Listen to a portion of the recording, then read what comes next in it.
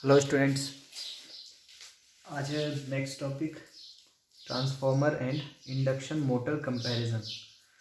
ठीक है, first video में मैंने बताया था इंडक्शन मोटर जो होता है वो एज ए ट्रांसफॉर्मर होता है जिसकी सेकेंडरी वाइंडिंग यानी रोटर वो रोटेटिंग होता है।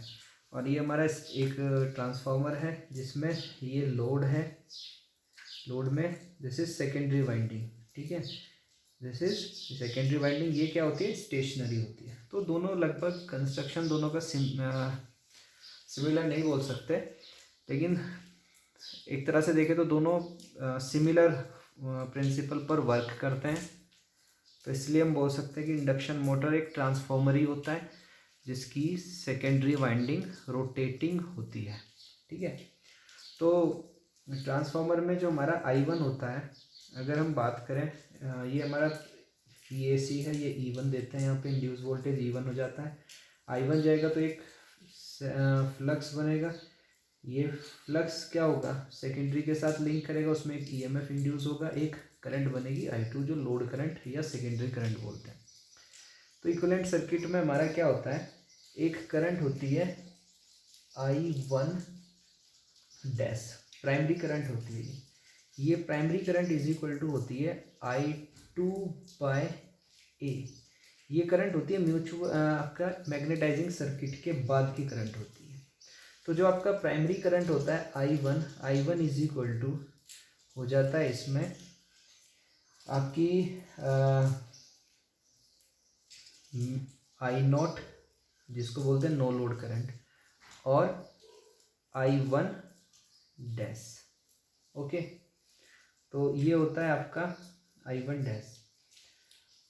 क्लियर है?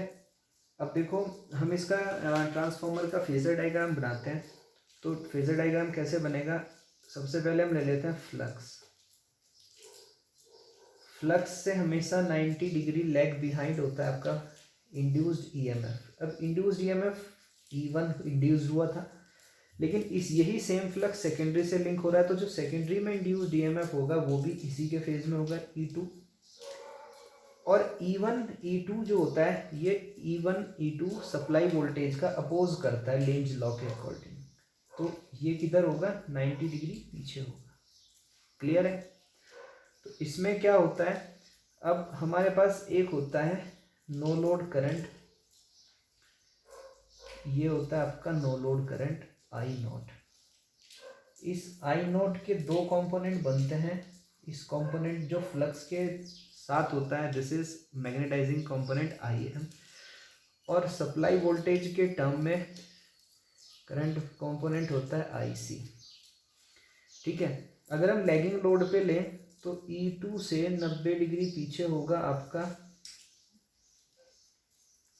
I2, और I2 के बिल्कुल अपोजिट डायरेक्शन में होता है I1 डैश। ये जो होता है ये होता है अपोजिट टू I2। और इन दोनों I0 और इसका कंपोनेंट का जो रिजल्टेंट होता है, इसको हम बोल देते हैं क्या? ये होता है हमारा I1 primary current I1। Clear है?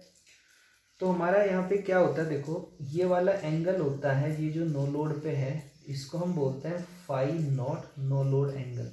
फाई नॉट, फाई नॉट क्या है? No load phase angle. और लोड पे लोड करंट आएगी I1, तो ये वाला कंपोनेंट होगा, एंगल होगा फाई1। फाई1 को हम बोलेंगे लोड पर फेज एंगल। तो अगर हम यहाँ पे देखें कि जो आपका नो लोड एंगल है phi not, this is greater than फाई1, यानी लोड पे जो एंगल है उससे ज़्यादा है, तो इसलिए हमारा जो पावर फैक्टर होगा कॉस फाई नॉट वो कंपैरेटिवली लेस होगा एज कंपेयर टू फाई1। ठीक है, तो हम कह सकते हैं कि नो लोड पर पावर फैक्टर एंगल ज़्यादा लैगिंग होता है। ठीक है, तो क्या बोलेंगे? नो लोड पर पावर फैक्टर ज़्यादा लैगिंग होता है। आप इसको कॉपी कर लेंगे, नोट्स में बनाएंगे इसको, होता है। ओके, पावर फैक्टर ज़्यादा लैगिंग होता है। ठीक है, हम इसको बोल सकते हैं पीएफ इज लो लैगिंग।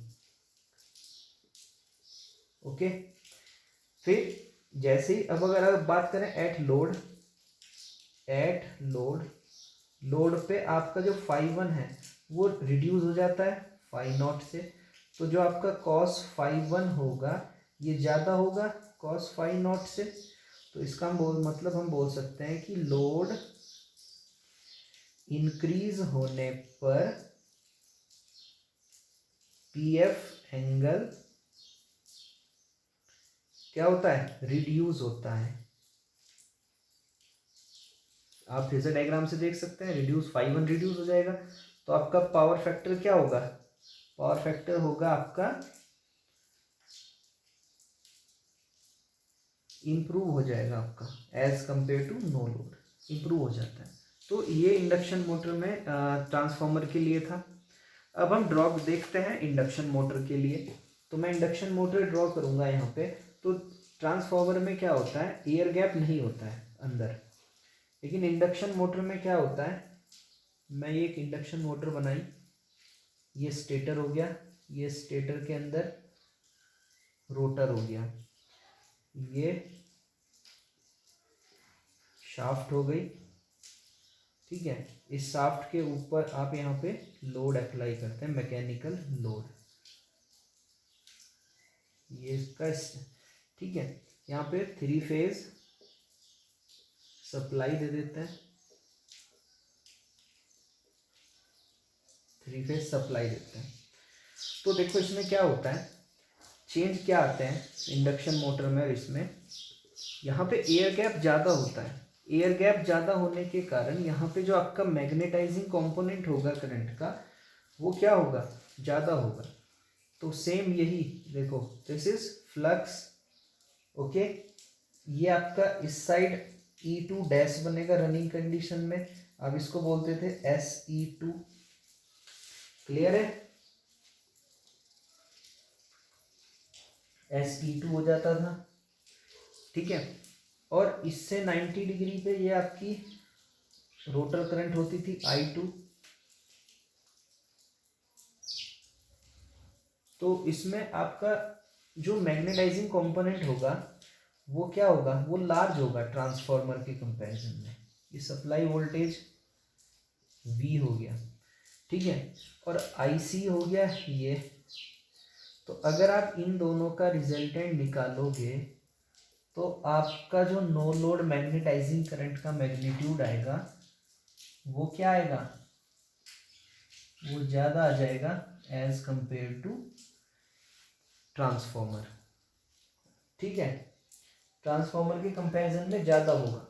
और इस I2 के अपोजिट डायरेक्शन में होगी आपकी,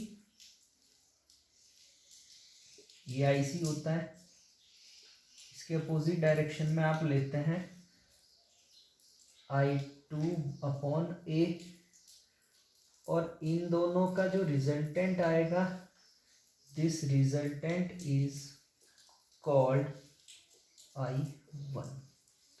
तो दोनों में क्या कंपैरिजन हुआ, दोनों में इंडक्शन मोटर में क्या होगा, लोड इंक्रीज होने पर। ठीक है, इंडक्शन मोटर में क्या होता है, इंडक्शन मोटर में लोड इंक्रीज होने पर जो आपका मेन एयर गैप फ्लक्स होता है वो रिड्यूस हो जाता है, डिक्रीज हो जाता है।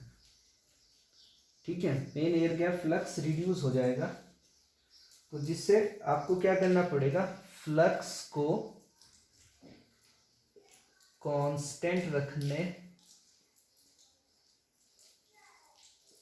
के लिए मैग्नेटाइजिंग करंट इंक्रीज करनी पड़ती है, मैग्नेटाइजिंग करंट इंक्रीज करनी पड़ेगी, यानी मोटर ज़्यादा मैग्नेटाइजिंग करंट ड्रॉ करेगा।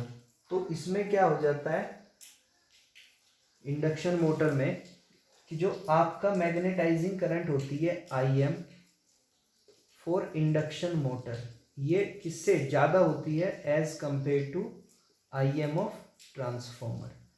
तो ये मेन एक डिफरेंस हो जाता है इसमें। और एक चीज़ और, क्यों रीज़न है कि जो एयर गैप होता है किसका, इंडक्शन मोटर का, ये ज़्यादा होता है एयर गैप ऑफ ट्रांसफॉर्मर। ठीक है, तो नो लोड पे तो अगर देखेंगे तो नो लोड पर ऑपरेटिंग ये पॉइंट में लिखना है आपको, ऑपरेटिंग कैरेक्टरिस्टिक्स सिमिलर होती है दोनों की, इंडक्शन मोटर एंड ट्रांसफॉर्मर दोनों की सिमिलर कैरेक्टरिस्टिक होती है।